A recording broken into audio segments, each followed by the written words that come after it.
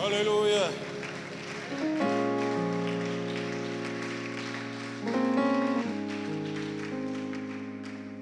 We can be seated, Bazalwane, in the presence of the Lord. Hallelujah. Thank you, Jesus. We give him all the glory. We give him all the honor. He deserves. Egameni kaJesu Kristu.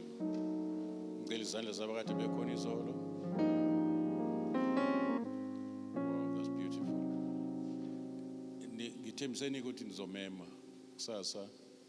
Ziyaduma futhi kusasa uma amahlaba futhi uzobe sikhonza ngezwi. Hallelujah to Jesus.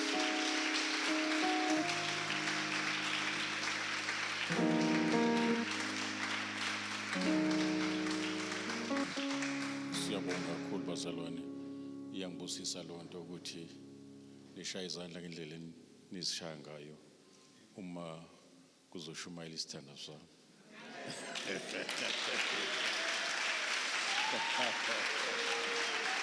Thank you, Jesus. Hey! Thank you, Jesus. Siyabonga bazalwane. Sisemvuselelweni enkulu. Imvuselelo ekhathi zokugcina. But la iqala in a way ongeke unake ukuthi ke kuhlohlwa inhlamvu kuma AK47 kaJehova. uNkulunkulu is about to do some amazing bazalwane. And asizu qhubeka sikhonze ngengathi siyayisondela nje. Yeah, so khonza nomnikazi wenkonzo ekhona phakathi kwethu. And rest assured ukuthi ayikho imimoya ezokhululeka uma ngabe kumoya ongahambisani nomoya kaNkulunkulu uzoyicacela nje sisuka. Thina asinyuke njenge-eagle. Wakwakhuluma isimanga umoya ngcwele umama Mahlaba ukuthi kuyenzeka i-vulture ihlasele i-eagle, mhlawumbe ihlasela ngoba isencane noma kanjalo. Instead ukuba i-eagle ilwe ne-vulture, ivele ngesikhathi i-vulture ijaha i-eagle inyuke izifikela kuphela khona umoya, kodwa yona ayiphelelo mayilapho, kodwa i-vulture uzobona isiphelelo. So uma ibandla linyuka ngama-levels kamoya, noma yini ekuhlaselayo izophelelwa, izosuffocate, izophelelwa umoya.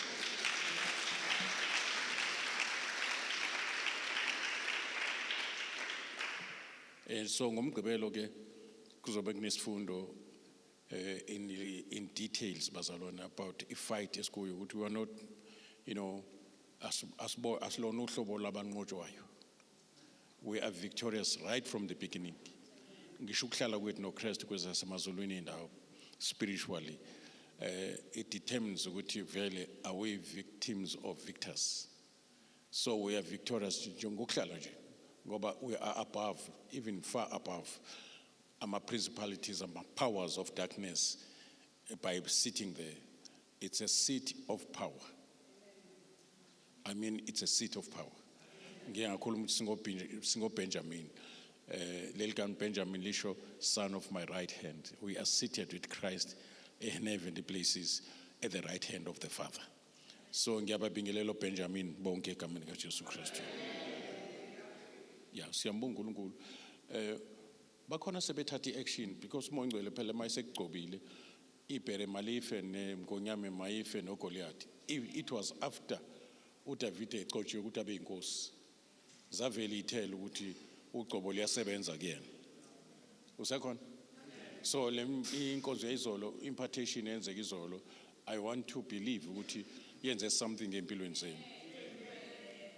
Bakhona sebeqalele ukuyi-acta lento kade yenzeka. Wow, I'm so happy.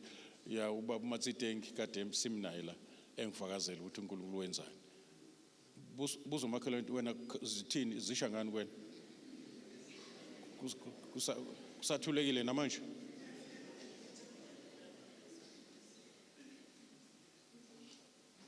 Can I prophesy to you?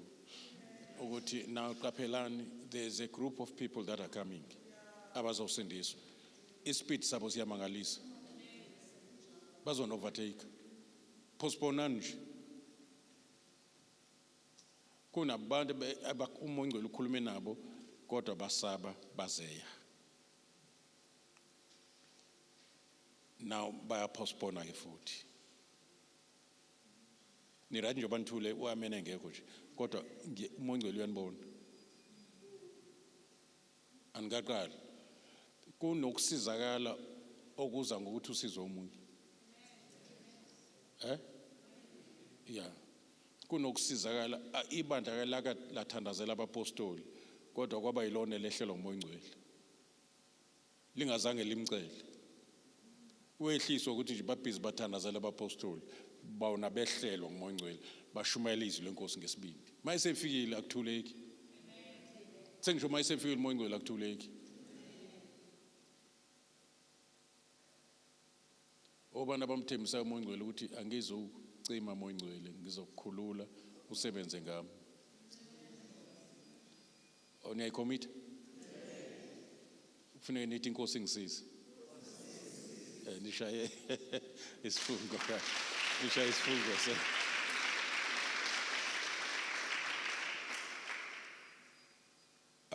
ulendawo nginento efuna ukuthi le holo le ayizogcwaliswa ukufika kwetende izogcwaliswa ukuthi laba abakhona uNkulunkulu bavume asebenze ngabo kusho la endlini igcwele amatende la endlini kugcwele ofishermen fishers of men yeah not fishermen fishers of men ashonsuke fishers of men yeah ngoba ufisherman umuntu odoba inhlanzi kodwa a fisher of men umuntu odoba abantu so isikhathi esifikile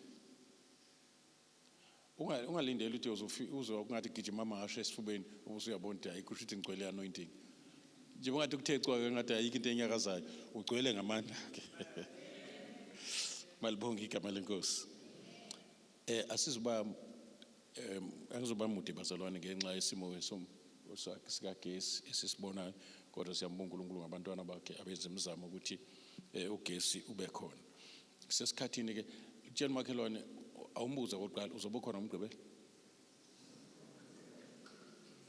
umphendulo ube honest hayi ngizobe ngenza iwashing umtshele nje mawuzobe wenza iwashing ngizobe ngenza iwashing hayi ngizobe ngenza iwashing mzalwane usiyongicoshela lokho ucoshayo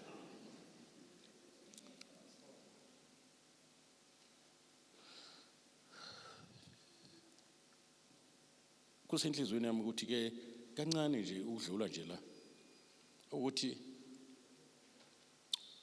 uJesu Kristu uyewa uNkulunkulu wamvusa noma wamgcoba to destroy the works of the devil so uthi isela uSathane uJohn 10 alizi ngaphandle kokweba nokubulala nokushabalalisa mina ngize to destroy ngize kuba babe nokuphila ngize ngesikhathi yena eza ukuzothatha ukuphila ebantwini mina ngize ukufaka lokho okukhishwe uSathane ngizokwenza the opposite malibonga igama lenkosi ngesikhathi eba blind abantu mina ngibavula amehlo ngebhalo so I'm here to do the opposite sikwi opposite uJesu ukwi opposite noSathane uSathane ukwi opposite noJesu izinto ezingasoze zifane futhi azisoze sihlangane lokhu uSathane akufakayo uJesu ufika kukhiphe malibonga igama lenkosi now la kuvuka kimi ukuthi kunemisebenzi ngizobala nje ibe u15 uJesu athe mayifika emhlabeni wayidestroya eyimisebenzi kaSathane and kufanele sibe neawareness ukuthi ungazubanjwe into kanti uJesu sayidestroy ngoba izokubamba ikusebenze uma ngabe ungenalo ukholo all based ekutheni lento ekubambayo inqotshiwe angiyiphinde lento ukungakholwa kwenza uSathane kube ngathi akenziwa ngalutho ukukholwa kuveza amandla kaNkulunkulu asebenze ngawo ehlula noma enqoba uSathane Angiphinde futhi. Uyabona njengoba abantu beShawugweni nje abasayiswa izono zabeningi abazenzile. Sebehanjiswa isono songakholwa ukuthi izono zabo zixolelwe. Manje bayeShawugweni engathi ngazange bafelwe. Izindaba. Ya singe manje isono esisele esisabanje eShawugweni. Ngoba zonke lezi ezinye zizalwa isono songakholwa. So isono songakholwa sikwenze uye eShawugweni uthengiwe. Sikwenze ubanjwe ube isisulu sezifo uphilisiwe. Sekukhokhiwe. Ingakho manje ungakholwa kuyisono sokuqala uMongcwele akugweba ngaso noma ke akusola ngaso noma ngizibeka kanjani lento. Lithi iBhayibheli uqondisa izwe ngesono ngenxa yongakholwa. Kusho ukuthi uyena oza neconviction yokuthi cha wena isono lento yokungakholwa kwakho. And akasho ukuthi uqondisa izwe ngenxa yezono eziningi ukweba nani lithi ungakholwa. So ungakholwa kufanele mawunikele enkosini ureverse ungakholwa uthi ngiyakholwa ukuthi uJesu uyindodana kaNkulunkulu. Ngiyakholwa ukuthi wangifela ngoba insindiso iza ngokukholwa. Iphethwe iza ngesandla sikaNkulunkulu somusa nothando. Bese thina sireceive lokho umusa osipha kona ngokukholwa. Lithi iBhayibheli uma sikholwa njengobaba wethu Abraham ekholwa ukusho kwezwi, lithi iBhayibheli wabalelwa, waphiwa ukuthi ulungile, kwaba isipho ukuthi kuthi ulungile. And ukulunga kwakhe kwathiwa ukulunga kwakhe ukulunga uNkulunkulu alunge ngakho. Nangizwa bazalwane. Kusho ukuthi ke akugcini futhi lapha in the New Testament asiphiwa nje kuphela ukulunga, siphinde senziwe ukulunga kaNkulunkulu. Into enkulu kabi ebesingathi noma siyayizama siyayisebenzela singayi-achieve. Kodwa ngokukholwa. Yabo? Njengoba izwi kaNkulunkulu kwabangakholwa kwababhubhayo liwubula, kodwa kwabakholwayo lingamandla kaNkulunkulu asindisayo. Kusho ukuthi izwi kaNkulunkulu lizoya ngokuthi uyakholwa noma ukholwa. Uma ungakholwa liwubula. Uma ukholwa lingamandla. And not amandla kuphela kodwa asindisayo, asebenzayo. Ukholwa kuwukhiye o-activate amandla kaNkulunkulu evangeli. Yabo? Ingakho uJesu bethi mayiphilisa abantu komunye athi ukukholwa kwakho kukusindisile. Abe njalo lo muntu esinso uJesu. Kodwa ukhiye ukuvulela amandla ukuthi uJesu aphilise ukukholwa. Uma ngikhohlwa ukhiye, mangithi ngemotweni, ngikhohlwa ukhiye.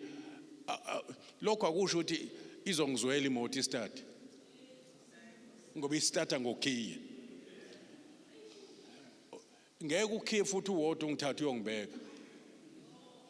Kufuneke ngiye entweni ukhiye ofike uyivulele bese lonto engithathe uyongibeka. Nikona nokho? Ukukholwa kwami uma ngakusi kuJesu ngeke kungise ezulwini.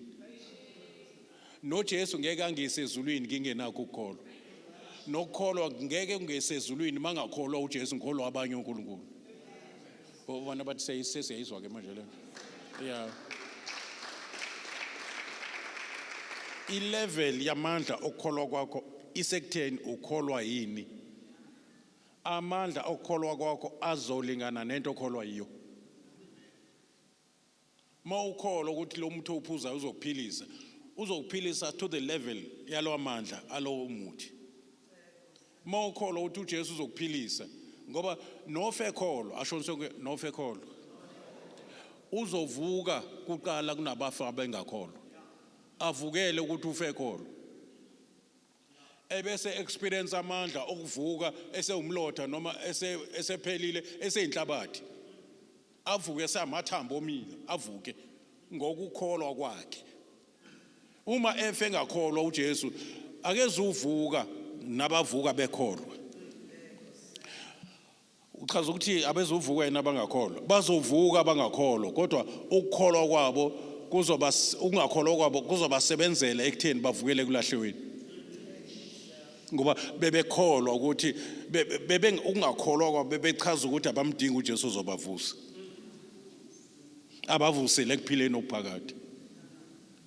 Indaba nje ila ekutheni sewuzwile ukukholwa kwakho kuyaqhamuka yini. Ngoba nganishumayeza nonke kukholwa abawu3. Kuya ngenhlabathi ngoba ukholwa ngenhliziyo. So malitshalwa izwi enhlabathini yenhliziyo yakho. Abanye kumile ukukholwa, abanye akumile lutho. Kuyadependa indlela ozwa ngayo, kuyadependa indlela inhliziyo yakho eyiyo. We used to notice misamba nemvuselelo zikaba mashicila ukuthi masemakhaya abantu bakhona bebengenazo into eziningi bebamkela lokho batshela kona. Yinye kuphela into ebibadida kuphela ukuthi sengizoyeka abakithi. Yeah, ngaphandle kwalokho nje, ngaphandle kwamasiko, ngaphandle kwalokho bathatha everything oyisho aba-argue. Mawuthi kubona uJesu uyaphilisa manje, baphila ngempela futhi. I-faith yabo simple, ithatha ukusho. Ayinazi izinto eziseceleni, ayinama option. Ukuthi mangalungi kulo Jesu ngizothatha lo. Mawubatshele lonto benza lonto. Ba loyal ngendlela ongakazi uyibona, badlula abantu basemadorobheni, abantu basemakhaya. Mayise ibambile into ngeke ayiyeke. Usekhona? Now indaba yokukholwa bazalwane ijule kakhulu. Now ake sibuke some of imisebenzi. Ngoba mawufunda laphana incwadi yokuqala kaJohn chapter 3 verse 8. Uthi in verse 8 wakhona ukuthi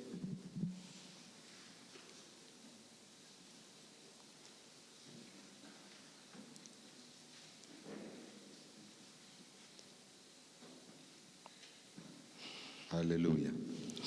Verse 8. Umoya uphephetha lapha uthanda khona. Uyaluzwa udumo lwawo.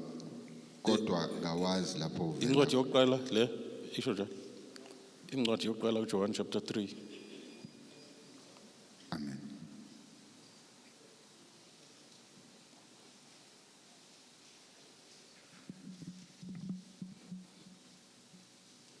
Incwadi yokuqala John chapter 3 verse 8. 1 John chapter 3 verse 8. Owenza isono ungokaSathane, ngokuba uSathane uyona kwasekuqaleni. Indodana kaNkulunkulu yabonakaliswa ngalokhu ukuze ichithe imisebenzi kaSathane. Ukuze ichithe imisebenzi kaSathane.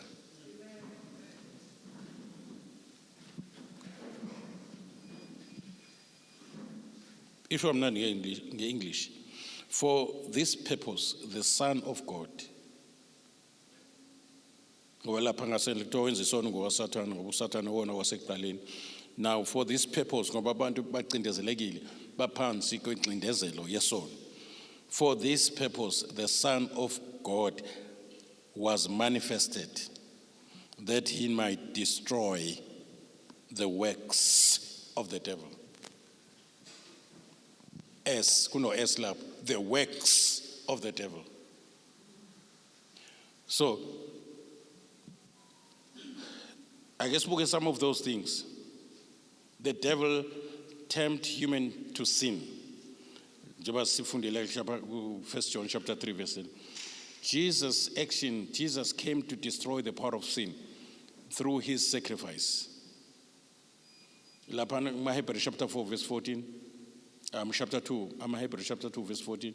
Which one?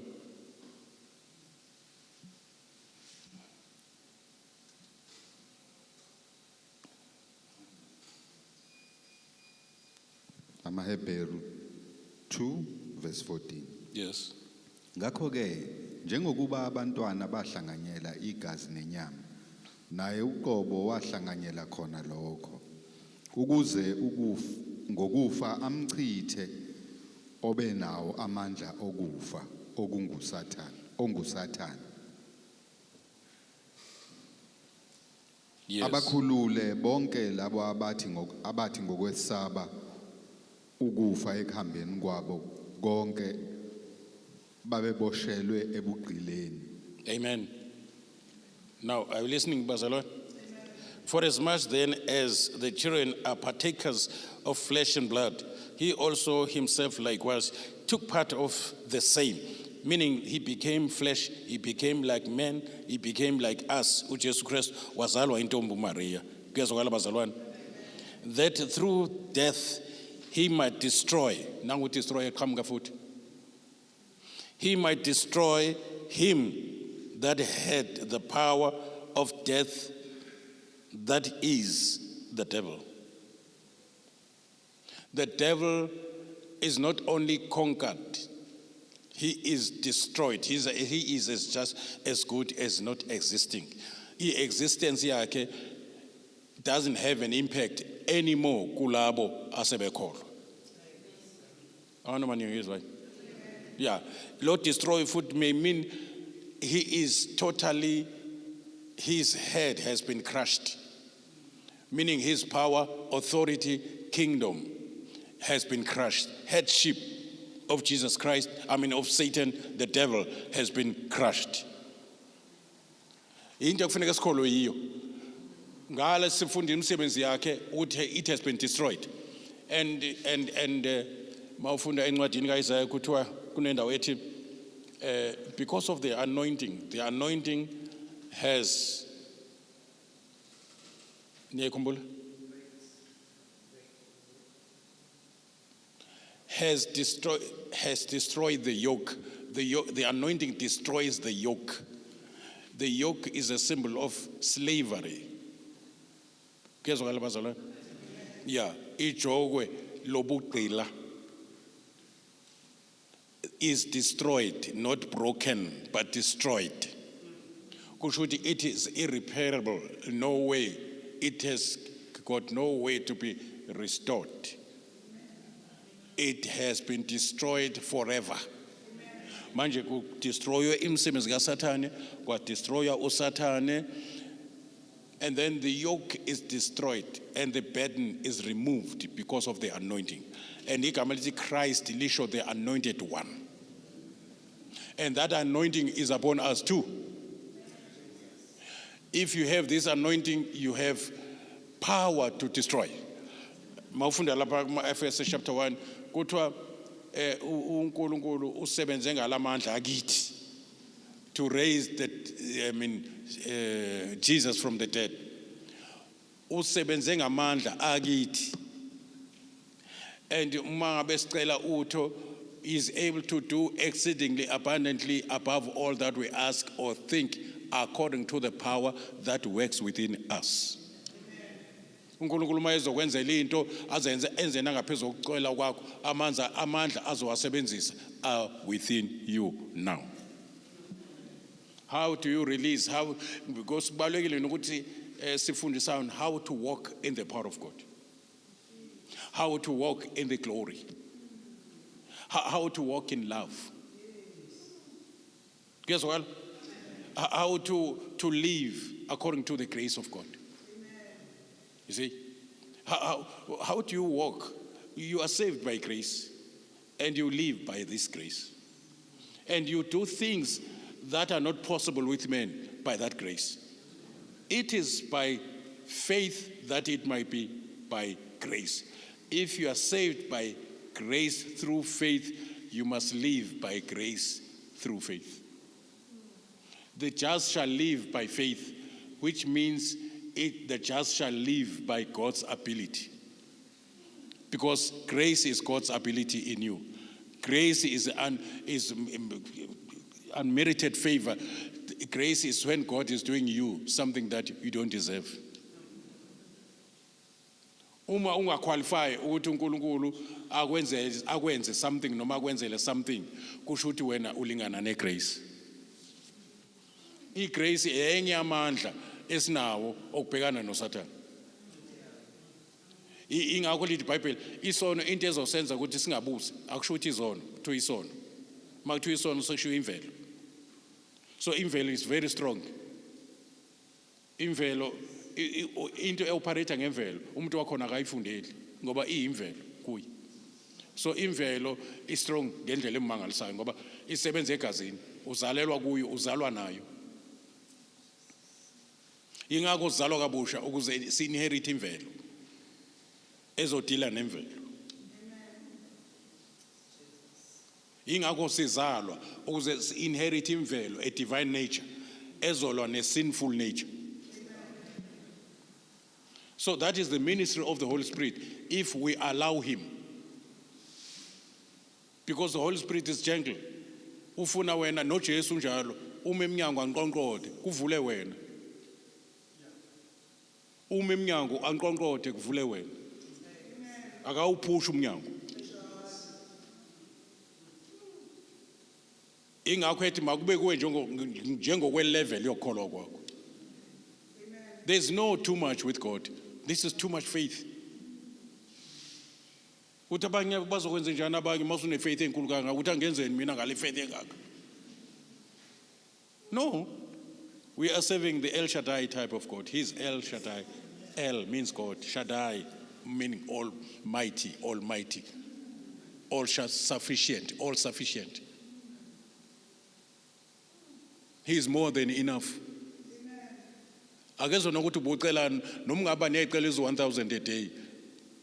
Uma ekwazi ukondla inyoni zezulu ezingama billions la emhlabeni azilala singadlili. What about you ngoba umntwana wakhe? So it is possible ukuthi sim squeeze uNkulunkulu, sim limit on our behalf. But ngeke sim limit on his own. Sikhumbule he is Jehovah. His existence is all by himself. He is the same yesterday, today, and forever. On his own, he remains the same. But on your behalf, it depends what the faith yakho ithini again. Mambone emncane uzo-acta ngalowo ndlela. Ingakho uJesu engazange ayenze imisebenzi yamandla kuphi eNazaretha. Why? Because ukhulele phambi kwabo. Bebemthume uSawoti. Ube umbazi ahamba emarket yaseNazaretha afika athengise ngamajoko, athengwa amajoko kuJesu. Bayibonela nje bamazi ngokwenyama, abamazi njengomesiya. That is why ke engazange hayi ngoba engakwazi ukuyenza, azange ayenze imisebenzi yamandla khona. Uzathi umprofeti akenze njani ezweni lakubo? Akahlonishwa, uthathwa for granted. So iyakusondela nayo lo nto mawususindiswa isikhathi mawungaphasophile uhamba uyijwayele. Ujwayele izinto ungafanga uyajwayela. Nazo bese zibe yilento ozibeka kwi level yazo bese ziba yilonto. Yeah. Ngeke uNkulunkulu aacte ngaphezulu kwefaith yakho. Uzo act according to your faith. Akube kuwe njengokukholwa.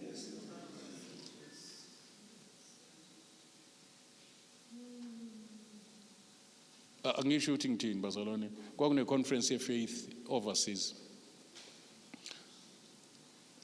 Zinkulu into ezakhulunywa lapha.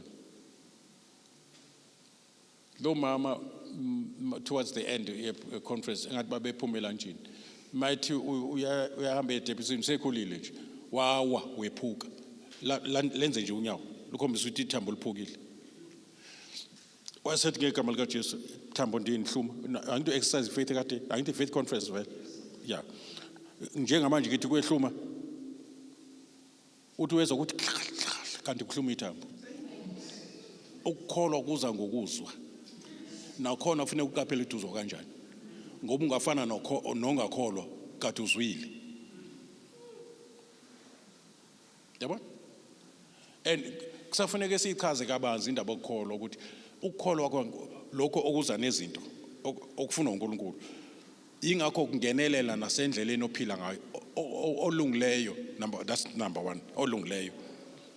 Olungileyo. Asikeze ukuthi umzalwane kusathiwa nje olungileyo uzophila ngokukholwa. Makuthiwa asiki isikhali esilolelwe abanjani? Asiki isikhali esilolelwe wena esiyophumelela. Lokhu uyifa labalungileyo bakhe. Ifa. Yabo nje ngishumayeza nje ifa lenu nabantwana benu. Yeah, uThixo 29 verse 29 usho njalo. Uthi izambulo enitholayo yabona izifa lenu nabantwana ifa. I'm not angishumayeli nje kunina nginika ifa lenu. Ifa. And kufuneka nibe indlalifa zezethembiso. Izethembiso zakhe nizidle ifa. In fact izwi kaNkulunkulu liphethe intando, iwill. So akwazi uba indlalifa without a will.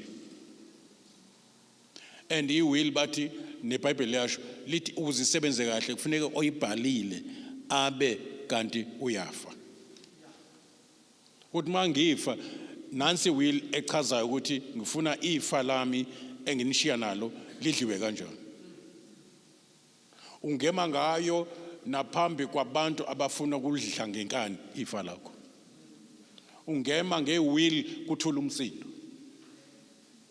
Into enza ukuthi uSathane angakwazi ukuqhubeka ingoba kuthiwa it is written. Sekufundwa iwill manje.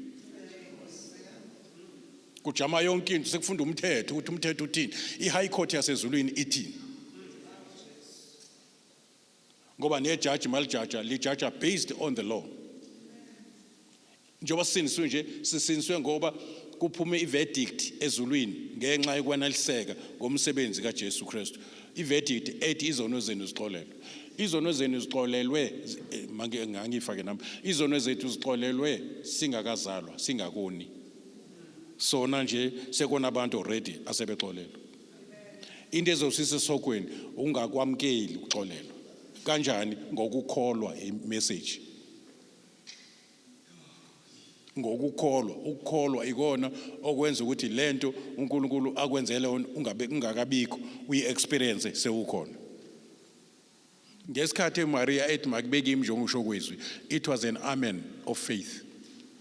It was an amen or byproduct yokuthi into abayishoyo iyiqiniso ingakho evuma noma ku risky ngoba umisela umshado indoda izothini maye esekhulelwa kungakashadwa.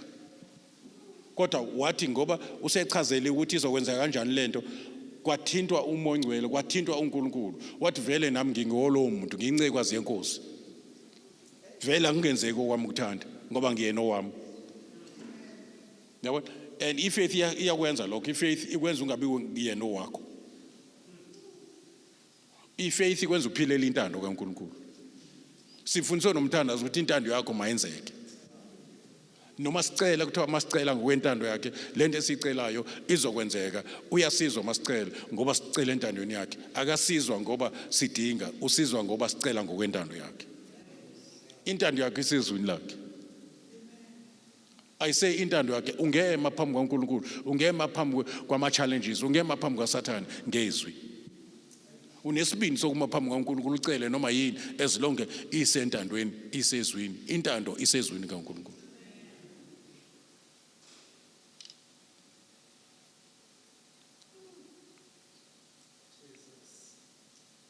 Noma ngibona bazalwane hayi ngoba uSathane engekho.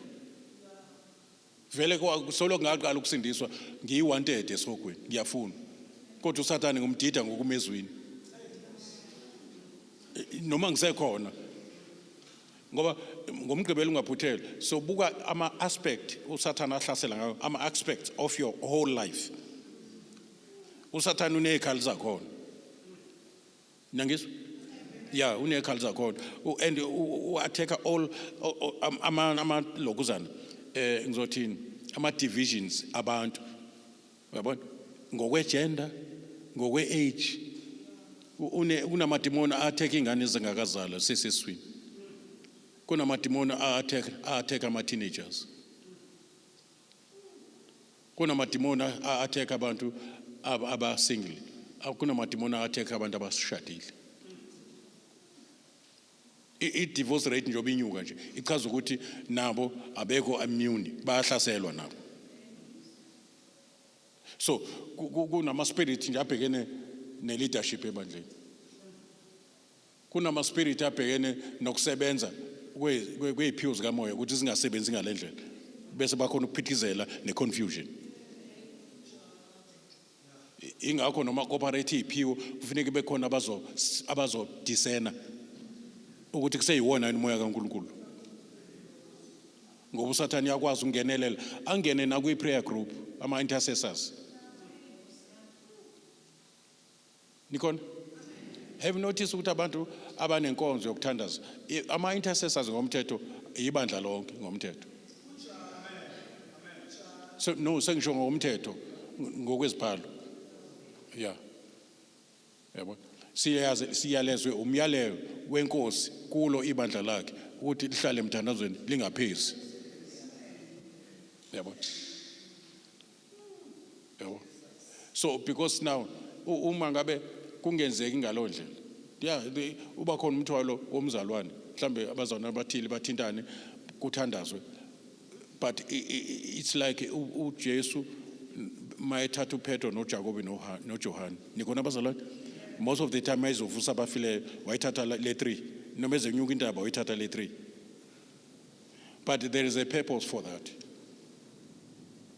Ikonto ayekade ayibona kubona, but ke asikho lapho kwamanje sisabuka imisebenzi enye imisebenzi uJesu athe mayila emhlabeni wayidestroya. Into yokuqala ayidestroyile isono namandla aso. Isono asinamandla kwabakholwayo, ngoba uJesu ufike emhlabeni ezosebenza, lithi iBhayibheli umthetho uze ngomusa kodwa umusa neqiniso kuze ngoKristu. He was full of grace and truth. Amathuluzi ayekade usebenza ngawo nogcobo lukaNkulunkulu luphezu kwakhe. Mawufunda lapha kuLuke chapter 4 I think verse 18 uthini, bone some of the works uJesu ayezokade ezowenza ephambana noku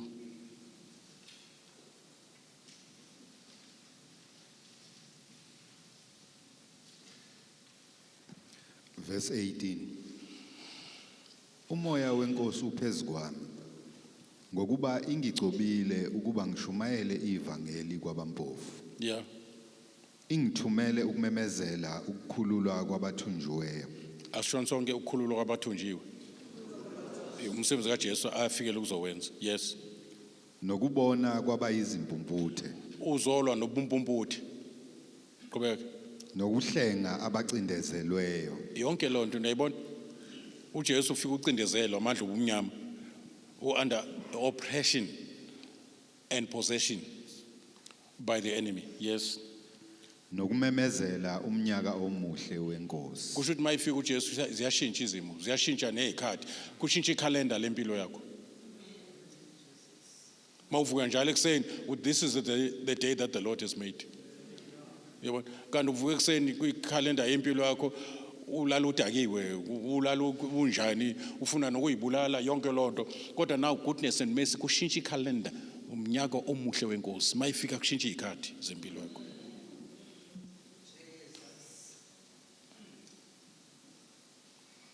Ngithanda ukuthi ngiqale ngayo le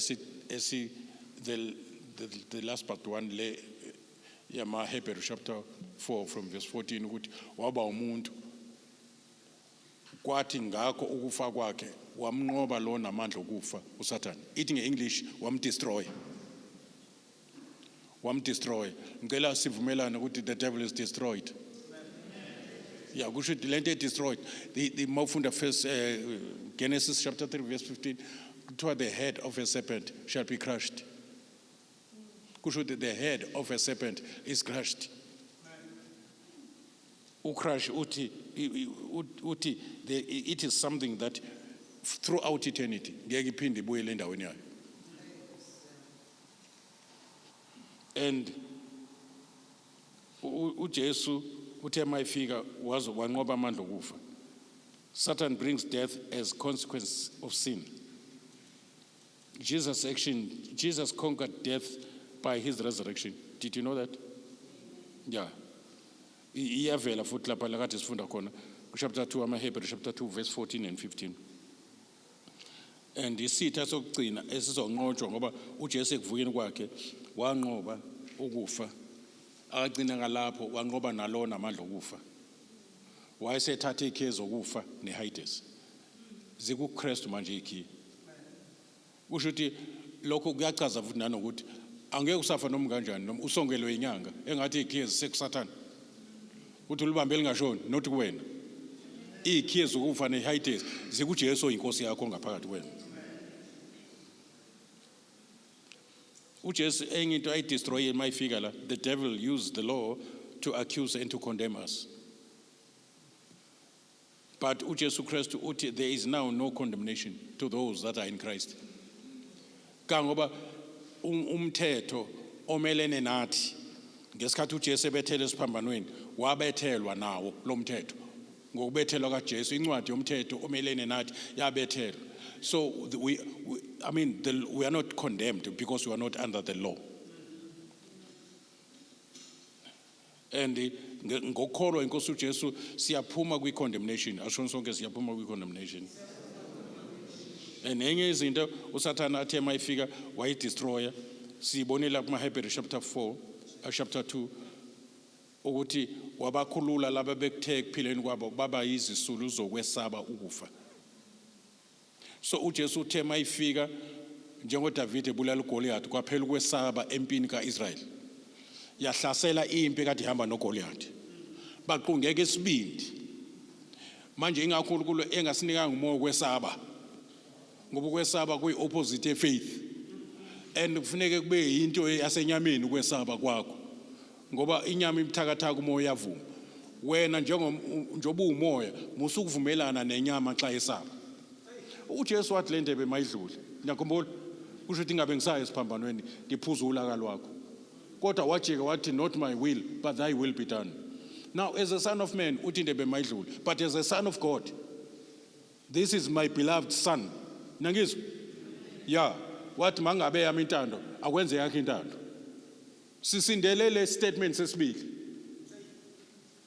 Hawu niyezwa yini? Yeah. Sisindele statement sesibili where he speaks as a son of God, not as a son of man. So uson of man usizwe ukuthi i-son of God ibuyise i-son of man from not drinking the cup.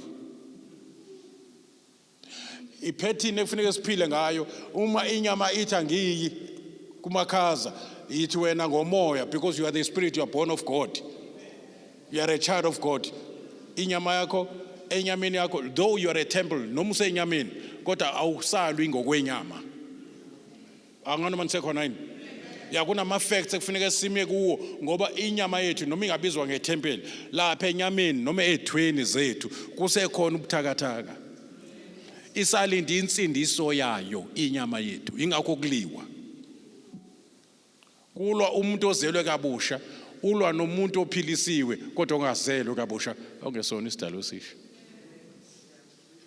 Inyama yakho isenjalo isozela njengomuntu ongasindisiwe ozelayo naye yakhe inyama iyozela. Izoqeda ukwezela uma uJesu efika nensindiso ye-glorification. Ibambe nje lezo zinto. Manje kuhlale uNkulunkulu esikhumbuza ukuthi singayilaleli inyama, asisayikweleti inyama ukuthi silalele ukukhuluma kwayo. Nikon enyameni kukhona inyama. Ngithini? Yeah, inyama umzimba kanti inyama futhi i-fallen nature. Kimi unguthi ku emalungweni ami kunomthetho olwa nomthetho engutsheliwe osengqondweni ukuthi ahanjwa kanje mawusindisiwe. Ngiyayazi lonto kodwa kunomthetho ophikisana nayo. Kunenkanuko ezilwa nomphefumulo. Umphefumulo is a disciple of Christ, is a learner. Umphefumulo wakho, umoya wakho is a child of God. Umphefumulo is a disciple of Christ. Umzimba wakho is the temple of the Holy Spirit. So akapheleli etempelini okwensindiso yami noma iphilisiwe yahlukanisela uNkulunkulu kuyo kusekhona ubuthakathaka. Ingakho kuthiwa sothi masithandaza ungasingenise ekulingweni. Kuqala ngokuthi asothi usithethelele izono zethu njengoba nathi bathethele. Ungasingenise ekulingweni. Yabo kusho ukuthi izilingo zekho. Actually izilingo akuzona ezomuntu ongakholwa. Ngoba uphile esonweni. Umuntu ongakholwa akawi esonweni ngoba uhlala khona. Akalingwa. Une-addiction yokuphila esonweni. Isono siyabusa, uyisigqila sesono. Manje kuthiwa kithina isono singabe sabusa. Makuthiwa isono kusho ukuthi lento enyakaza kwimvelo yakho yobuntu. lento uthi mawuthuka umuntu ithi ngathi ngamphindisela uthi and you too kube usubanjwa yilozelo kabusha ehambisana nomoya ngcwele akubambe ube nalento ekuthiwa self control uyitube inyama yakho uyabona ungalokhu ubuza kuyo uyitube uyenza isigcila sokwenza okuhle ubambe nemicabango to the obedience of Christ. You must capture those thoughts zingathi sa imicabango. They must be captured to the obedience of Christ. Sithelo leso sikamoya ngcwele, self control, self denial, humbling yourself, crucify yourself. There's something there. Makhulunywa ngoself la khulunywa ngospirit, sekukhulunywa ngenyama enento eziningi. Yabona? Kuvela lapho kulwa phakathi kwenu bazalwane, akuveli inenkani ukwenza inyama. Kubuswa ngoba akulindelekile ukuthi kuqhamuke kunini. And then interpretation uthi ngenzeka ukuthi senilalela inyama, senishiya ukuhamba ngomoya, senihamba ngenyama, ingakho nixabana kanje.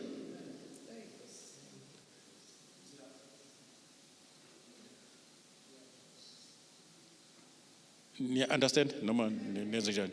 Yeah, zibambeni lezi zinto. So uJesu uthe mayifika wa destroyer into yokwesaba. Jesus brought peace and he cast out fear.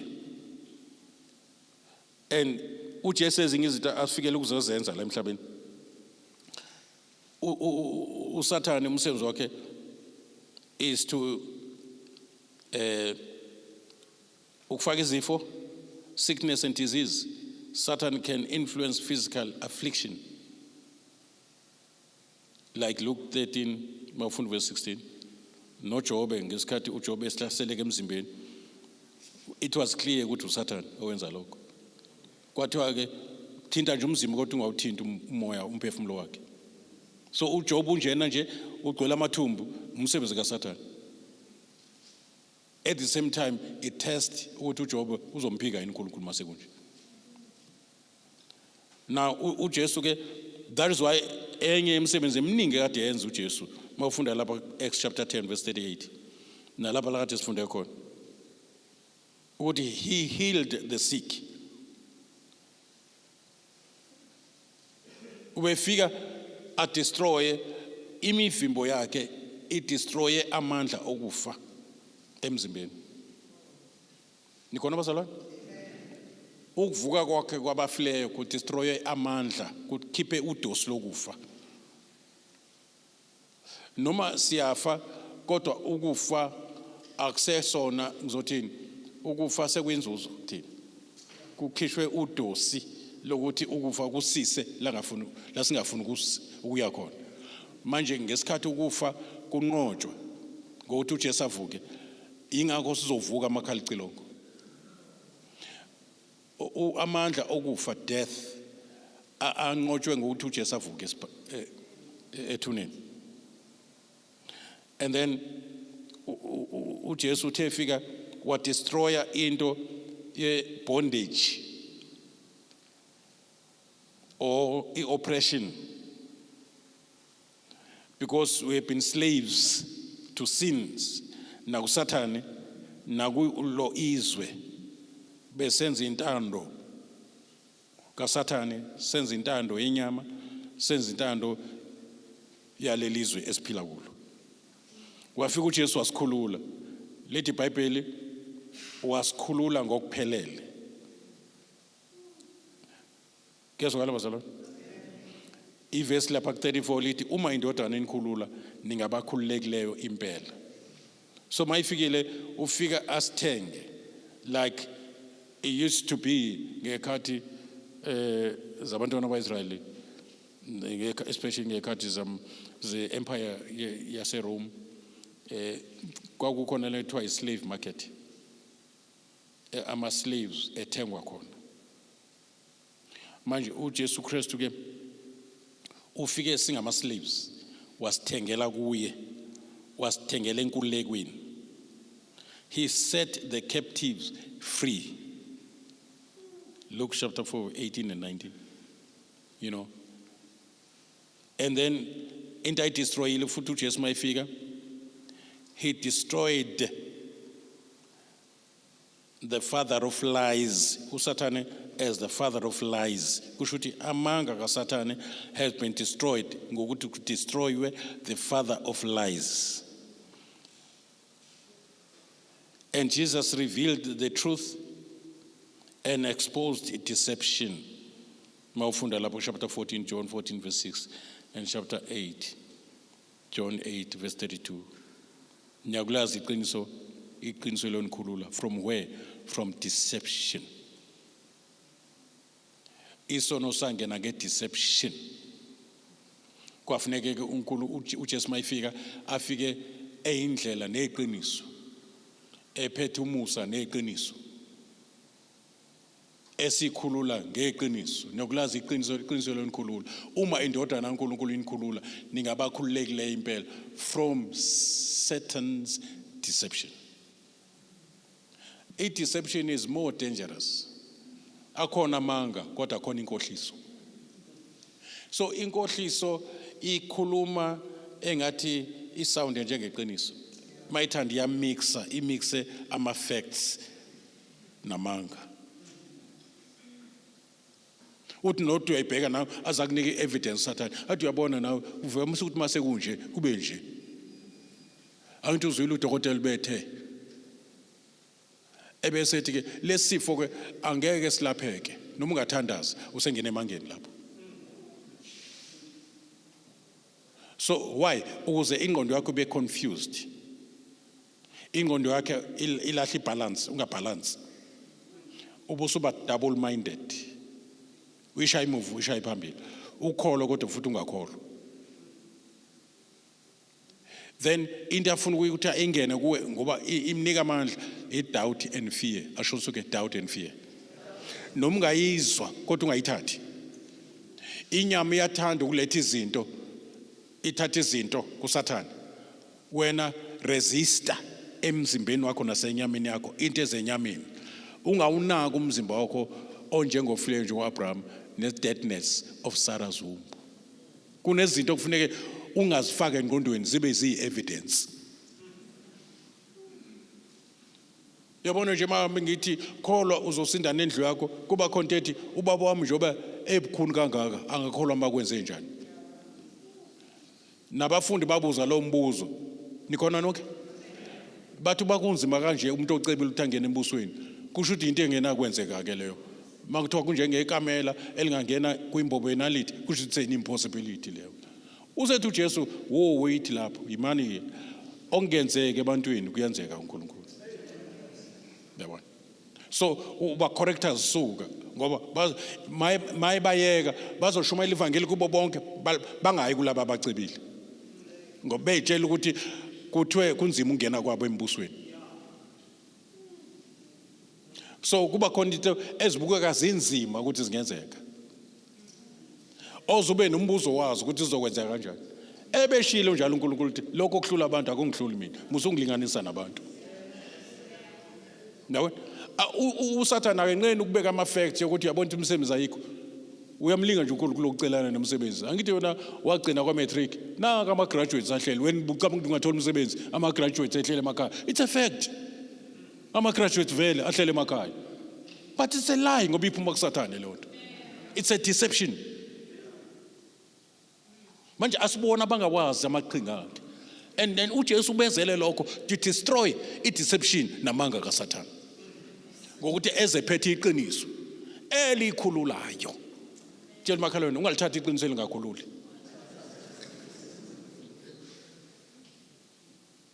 Livamisa ukuza noMartha ke lelo. Hayi sezizini usefile, usenuka. She was not lying to Jesus. Ngesikhathi ethu Martha usefile uthi uJesu yena ulele. Bakhuluma amaqiniso bobabili. Manje uzodideka mayithi uJesu ulele ngoba kwafuneka achazele abafundi bakhe ahamba nabo. Uthi ngichaza ukuthi ufile njalo umthetho wakho. Uthi nje ngikhuluma ilanguage yasekhaya. Manje ngiyanibona ukuthi sekuyi-miss call kumina. That is where we miss God. Sifuna akhuluma ilanguage yabantu. Sifuna akhuluma ilanguage yesimo. Kanti funeka si-understand lesi simo esibhekene naso kade sadestroywa uJesu. it's part of the works of the devil that was destroyed. Makuthi cancer ayelapheki, it's a lie. It may be a fact biologically. It may be a fact according to men. But it's a lie before God. Because it contradicts what God says in his promises. That he heals all diseases. Who all include cancer. Funeke sivume uvumelana nokholwa istatement nereport yomsebenzi wenziwe uJesu destroying the works of the devil. Ungashukunyiswa into esidestroyiwe. No, enye into okubalekile ukuthi si understand izinto uJesu is destroy spiritually abazwanga. Destroy kanjani Jesu? Yeah, ziphila zingasaphili. Now uyacabanga makuthiwa uSathane wanqotshwa nikona ngokufa kwaKristu. Ngakho ukufa kwakhe uJesu wamnqoba lo namandla okufa ngokuthi afe. How many miss call le? No, it doesn't make sense.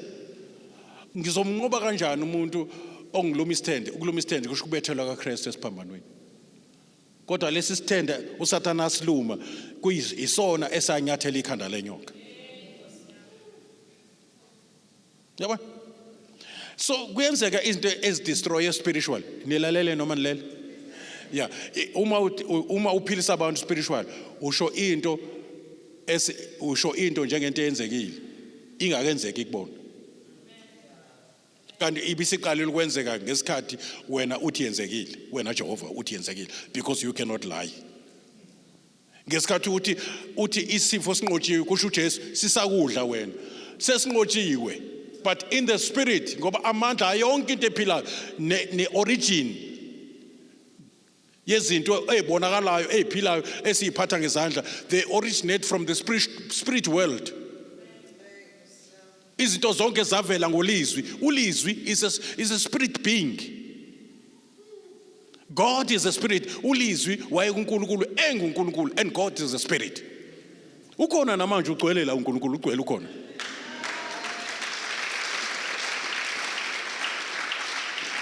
So masifunde ukuthi uNkulunkulu izinto izibamba spiritual. Ingakho esibusisa ngama spiritual blessings. Lapho kuzovela khona ama material blessings. Ngoba okubonwayo akuphumi akudalwanga ngokubonwayo. Benikwazi lokho? iBhayibheli lisho njalo, lokho okubonwayo akudalwanga ngokubonwayo. Kodwa okungabonwa kuveza into ezibonwayo. So kusho ukuthi izinto ezingabonwa izinto efanele sibambelele kuzo. Singabambeleli kokubonwayo kuzosilimaza. Yabona? Singahambi ngokuthi amehlo ethu athini. Sigade nje ukuthi amehlo ethu mayikhuluma into contrary to what God has said. Ngoba uhamba ngokubona uzoba limited. Mawuhamba mawuhamba ngokukholwa. Nikhona mase ukholwa izinto ezithenjwayo. Ubukho uqiniseka ngezinto ezinjani ezingabona. Uma unekukholwa uthi into ingabona ube nesiqiniseko ungaze celebrate ngibongiseni imoto seyikhona. Manje it doesn't make sense ngokomqondo wasemhlabeni wasesikoleni. Ingakho masula endlini kaJehova ukuba iscientist yakho ubeke phansi ufake ekhukhwini uthi sobonana mangiphuma ukuze ngikwazi phela ukulecture lapha as a professor. Kodwa mase ngila angazi Nkosi wena waziyo usho njengo Hezekiel angazi mangila wena waziyo. Yabona? Angihlubu uzokwenza kanjani ngoba uthe kuzokwenzeka mina ngiyakholwa ngidlala yami role yokuthi ngikholwa wena dlala yakho ukuthi kuzokwenzeka kanjani.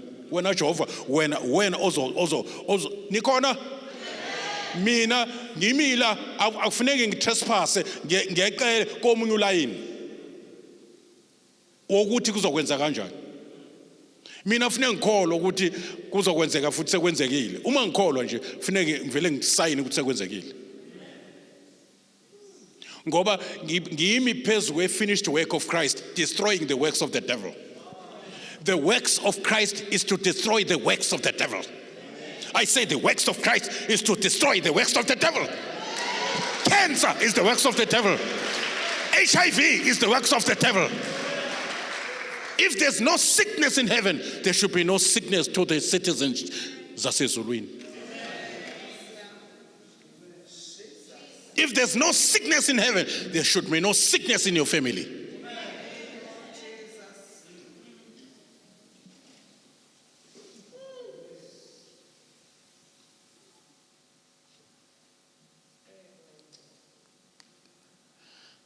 Ha sekuyisikhathi sesishayile. Malibonge igama lenkosi.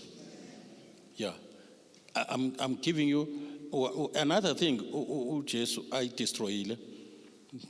He destroyed poverty.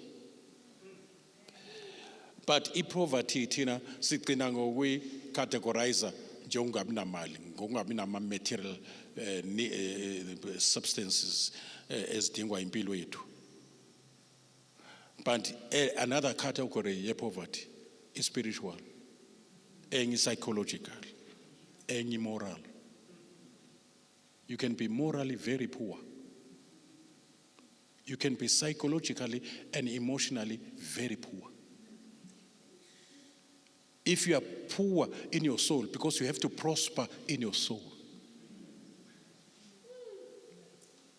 As your soul prospers, prosperity of your soul is very, very important. Bese kuba ile poverty yokuthi ungakwazi ukuhlangabezeka kwedingo zakho zalokhu kuphila. Ingakho uma efika uJesu Kristu waba poor, poverty yakhe was in categories, even spiritually. Ingakho eshiwa uNkulunkulu. Yabo, ingakho ethi uNkulunkulu wami ungishiyelana. Akaze kwenzeka in the past eternity. Kodwa isimo ayesona wathatha isimo sesoni somoni waba isono yena. Alisho ukuthi waba umoni ngoba kazani nasono waba yiso. Ukuze thina senze ukulunga singazani nokulunga. Yena akenziwe isono engazangona. Ukuze thina senziwe ukulunga singazange siqale senze into ezilungile. So that is spiritual poverty ehlela uJesu ebiphezulu kwethu wayithathela kuye. Wanele wakhokha ngegazi la kwabuya futhi wathi baba ezandleni zakho kade ethi uNkulunkulu wami. He had to experience all levels of poverty to redeem us from the curse. And uJesu afika wazoyidestroya idolatry, worship of other gods, and he destroyed everything in the spiritual dimension. Guess what was all? Yeah, he called people to worship the true God. He destroyed principalities. He destroyed the gods of the nations, as he did Egypt, when the children of Israel were redeemed from the hands of Pharaoh, who is a type of Satan. All these plagues, as ezazehlela izwe laseGibhithe, starting with River Nile, it was worshipped. Even Pharaoh used to go to River Nile and worship there. And the marine kingdom, yes, Egypt, was in that river Nile. So all these 10 plagues zazikondene noThixo baseGibhithe. Kuyazwakala bazalwane? Yeah. Ingakho inyoka ngoba na inyoka is a type of Satan, sin, and an idol. That is why abantu abaningi namhlanje abathwalayo nabenze njani, a snake must be there. It's a type of idol worship. So that is why inyoka kaMose emele uKristu elengemthini esesimweni sokuba yisono ethatha izono zethu nezifo zethu bambheka ngesikhathi belungiwa inyoka nikhona abazalwane basinda elengemthini lithi iBhayibheli njengoba noMose walengisa inyoka emthini kanjalo nendodana yomuntu imele ukuphakanyiswa ilengiswe emthini ukuze bonke abayibheka mina ngabakholwa yiyo izinto ezibadlayo zingabe na poison kubona. Noma uthakathiwe kungasebenzi noma kuthathwa ibhodlela elimnyama enenwele zemfene bese kuhlanganiswa nomchamo wehashe kuhlanganiswa bese kufakwa phansi kombhede wakho akusebenzi. It was destroyed on the cross.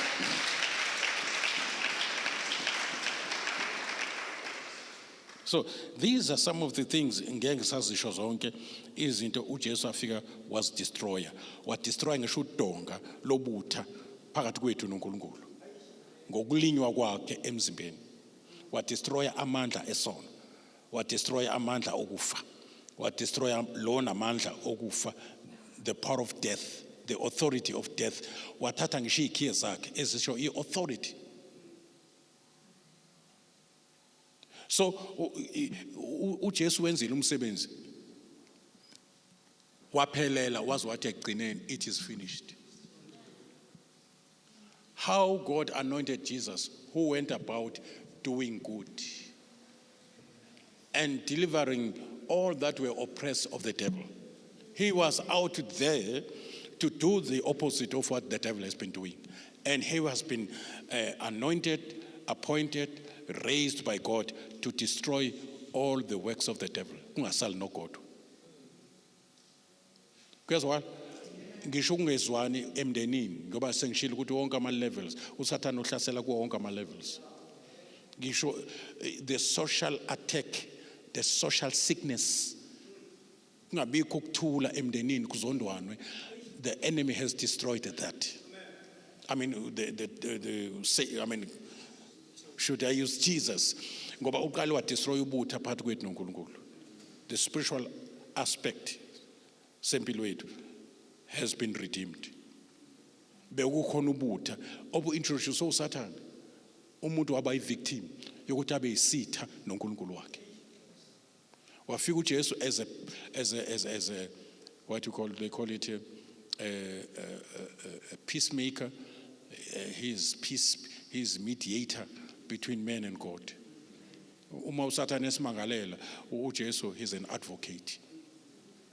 Uyasimela ungumeli ngesikhathi uSathane eyoceba kuNkulunkulu ethi wonile ulale namhlanje ungakhulumi uthukuthele ayoceba into ezokwenza umsebenzi kaJesu belula ukuthi wena uvuma isono sakho ukuze igazi lakhe likuhlambulule uzakwazi ukuyokumela as an advocate. Yabona mawuhlala nesono kuze kuphela inyanga wenza ipriesthood kaJesu on your behalf ibe nzima. Awuthi Sathane mayekhonkotha uJehova ngenxa yakho. uJehova abesenkingeni ukuthi nawe awuzithobi awusiboni isono noma ungcwele ekutshela ukuthi wonile nonembeza ekutshela wena uqinisa ikhanda. And manje ufaka ipriesthood kaJesu ekumele phambi kwaBaba enkingeni. Ngoba ummangaleli wamakholwa, the accuser of brethren, is Satan. Akajabuli nje obusinziwe. Ufuna into azoyibamba awuma ngayo awusina ngethambo lakho phambi kwaNkulunkulu. Athi nako lo mntwana wakho usenze ukuthi and ulale ngathandazile namhlanje. Malibonke igama lenkosi. So uma sikholwa imisebenzi uJesu ayenzile ukudestroya imisebenzi kaSathane. Empilweni yethu yonke imisebenzi ebonakala ngathi isa operator within you or in your life, then busothatha umsebenzi uJesu awenzile uapply ngokukholwa, then imisebenzi kaJesu ayiqedile ngokuthi achithe imisebenzi kaSathane ichitheka kuwe personal lonto ibe experience yenzeke kuwe personal kubaleka izifo kuwe ngezifo ezabale kungakazalwa ngesikhathi uJesu edestroyer ube destroy izifo ngesikhathi eshaya emhlaba ube destroy amandla esona ngesikhathi ebethele esiphambanweni kwangakhali isondo isando mahala kwakubethelwa ngisho incwadi yomthetho ethi wena onile usilalelwe inkazimulo akekho noyedwa olungileyo akekho noyedwa. We were all condemned by the law, and the law is good, kodwa umthetho awukwazi kumelana nomuntu ophambana nomthetho. Kodwa inkinga yomthetho ayikulungisisi phambi kwaNkulunkulu. So kwafanele uJesu afike ke manje azothatha sonke isono uthi uyabheka umthetho ungaboni unesono ngoba usuthengiwe ngegazi kwakhokhwa ipenalty. I-high court yasezulwini ephethe justice kaNkulunkulu ne-holiness ne-righteousness yakwazi ngoba kukhokhe ilove nemercy negrace kaNkulunkulu ikhokhela ukuthi ijustice neholiness nerighteousness kaNkulunkulu ibe satisfied because the price has been paid ngenxa yesono. Nikhona bazalwane? So we are no more condemned. There is now no condemnation. Ubambe no now. There is now no condemnation. That's not devil, including your mind, cannot condemn you. Even if you kwenzekile wenza iphutha once uvume uthobeke phambi kaNkulunkulu uvume iphutha lakho fellowship noNkulunkulu ibuyela ngespeed kodwa the relationship is always there. You remain a child of God. So the works of the devil has been destroyed. Let me say this: cancer has been destroyed. Sugar diabetes has been destroyed. You better allow the Holy Spirit to enforce its destruction. Yes, it is a destroy. Angiphinde masibeke izandla phezulu kwabantu abagulayo asibabekele isincengo uNkulunkulu akuphilise. Si enforce ukuphila kwakho bekulinde wena. Ta Nkosi yami niyayizwa lento? Yeah, poverty does not give God all the glory. So poverty must be dealt with. Ingakho sinifundisa ukunikela because enye izindlela zokulwa ne-spirit of poverty. Asimeni ngezinyawo.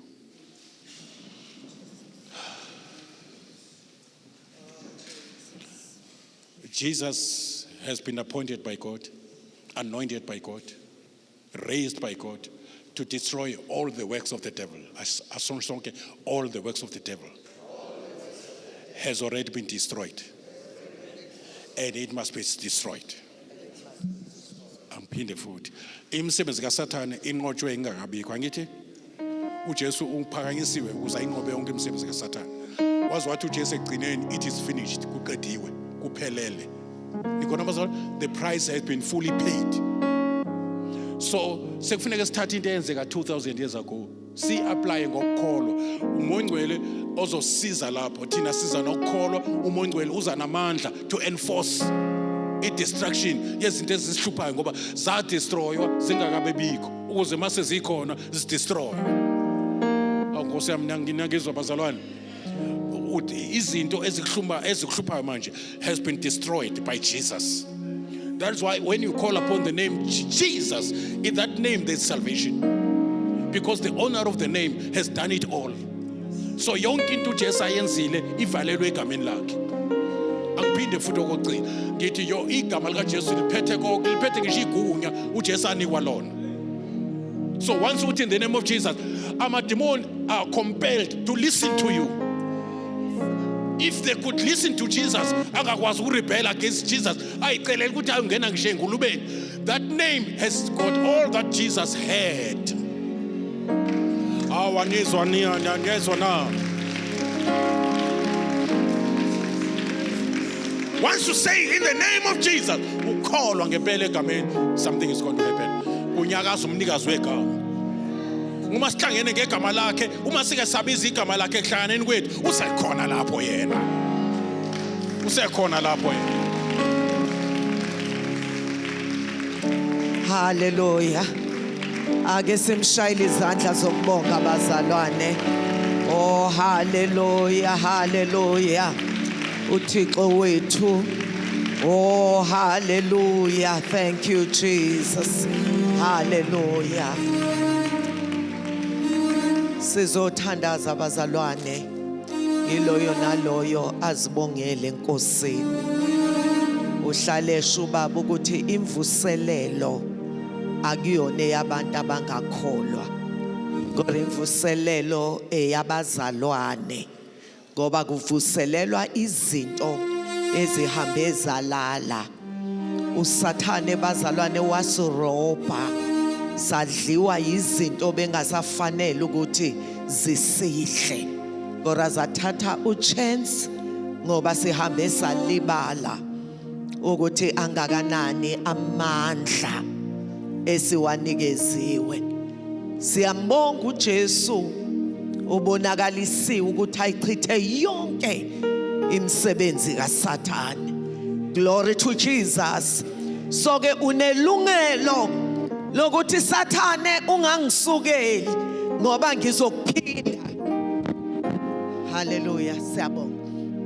Unelungelo lokuthi uthi Sathane ngizokuphinda. Ungalinga ungisukele. Athi uchaza ukuthini? Uthi khumbula into engakwenza yona 2000 years ago. Uthi athi wawukuphi? Uthi hayi kwakuyimi ngoba uJesu wakwenza on my behalf. Yezwakala bazalwane. Oh hallelujah. So ke sithatha uchance bazalwane ngokuthi sihambe sikhohlwe. Uthola ukuthi sesiyasonda. Sesidliwa izinto ezidla abantu abangakholwa. Kodwa siyayibonga imvuselelo.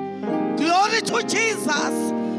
Izothi vuka ungene emandleni. Glory to Jesus. Ungabalekeli izinto obekufanele ukuthi zibalekela wena. Oh hallelujah. Singakwenzi ize ukuya kukaJesu esiphambanweni. Ake ntambama bazalwane sithi baba ngiyabonga. Oh hallelujah. Akekho bazalwane ongenayo into. Glory to Jesus. Emchallengeayo. Noma ingaba ibhekene nawe, ibhekene nemember yefamily yakho, kungaba ingane yakho, kodwa lezinto esizizwela ziyosenza si-challenge ama-challenges. Glory to Jesus. Oh hallelujah. Ake